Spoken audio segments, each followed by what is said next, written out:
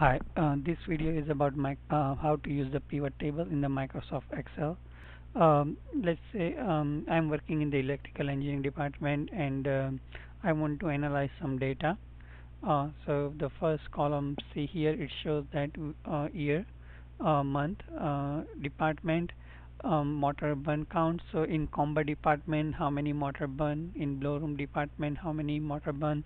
And what was the cost associated with it? So I want to analyze this data in some specific format. So I can find out in which year, which department, how many motor burn.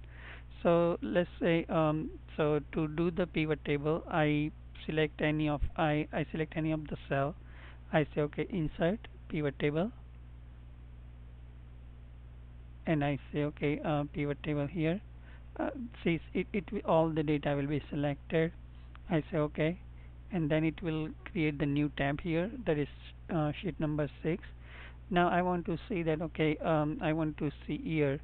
uh, so uh, basically I drag here in the row label, so I can okay, let me un check here. Let me try again. So I want to see the year in a row. So I know it is in 1991 and 1992. 2 years are there. And then I want to see the department. I want to see department in the column section. So now I know that my department blow room, comber, ring frame, and grand total here.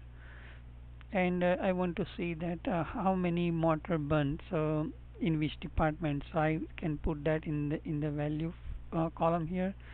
So here it's very easy for me to see that okay, in 1991 there is a 7 blow room motor burn in comber 8 and ring frame was 0, and total 15 motor burn out in 1991.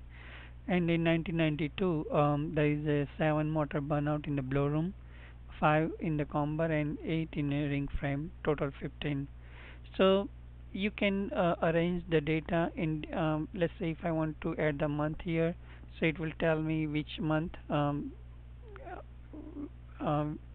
in which month which department motor burns. So in March, for example, here it shows the blow room there is a one motor burn in the March in the blow room department. So you can mix and match kind of data and analyze in a different format, um, the way you want to look at it. This is just one of the example. um, Another thing before I just close this video, another way to analyze this data is by using the filter here.